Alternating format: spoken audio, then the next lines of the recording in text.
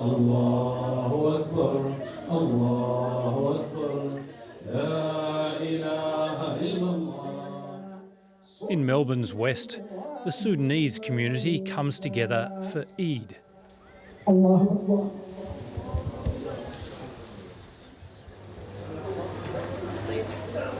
It's a celebration that marks the end of Ramadan's month of fasting.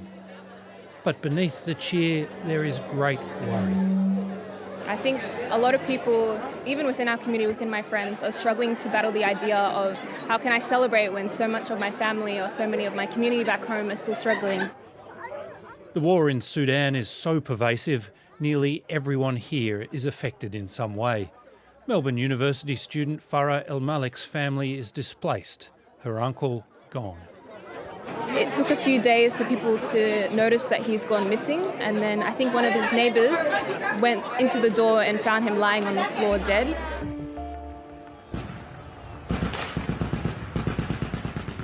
On April 15 last year, clashes erupted in Khartoum between Sudanese armed forces and a paramilitary group. We thought that it is going to end in a day or two. By the time we had to flee, I guess we were a bit too late because all the streets were empty. There were no transportation, no fuel for the cars to move, and the shooting was everywhere. The ensuing war has displaced around 10 million people within Sudan and to neighbouring countries including Chad, Egypt, Ethiopia and South Sudan. Aid worker Asim El Zubayer and his pregnant wife Rawia escaped Khartoum last year. As I told you, we were expecting, and for my wife to walk all this distance and in the heat, the dehydration, the boiling weather in Sudan and everything, it was very much tough. They eventually made it to Rwanda, where their baby daughter Julia was born. As a refugee with no passport, she's considered stateless.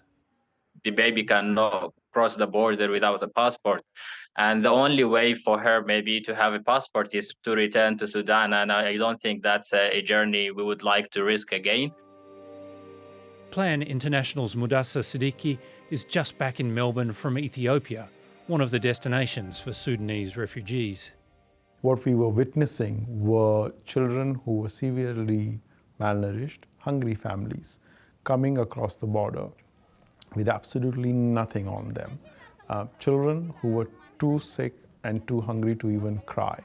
And we had women who had been sexually abused and were coming with extreme forms of violence and trauma. I think the attention of the world has really moved away from Sudan. It is one of the worst forgotten crises that we are having at this point of time.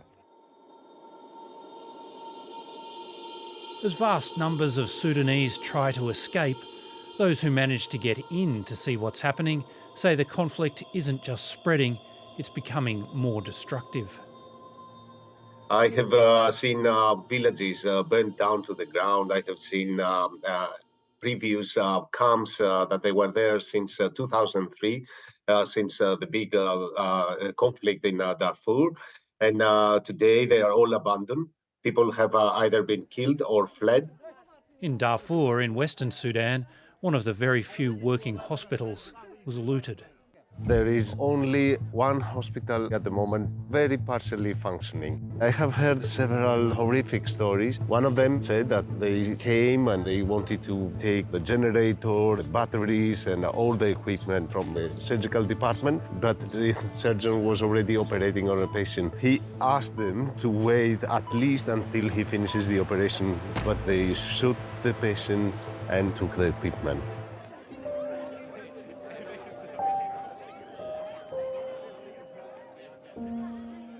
Melbourne is now a temporary home to a handful of the millions who've left Sudan, like Ahmed Saad's father, Babika, who ran a gauntlet of militia checkpoints. So my dad over here, he's been searched at least 3 times under that journey. And they ask you, do you have any money? Do you have any gold? Do you have any mobile phones? And they would usually take those away. He's been granted a temporary visa, but his heart is in Sudan. I'm very sad for that. Definitely, I'm very sad to what happened in Sudan. Do you have any hope of returning? In future, after the war stop. But now it's difficult to return back. There is no way to go back now. War is the worst thing that can happen to a country. And this is a full-fledged war that has displaced most of the population. So it's just crazy to see. To Farah, the Melbourne University student, the crisis in Sudan is all-consuming. It's important that it isn't written off here as just another third world crisis and forgotten.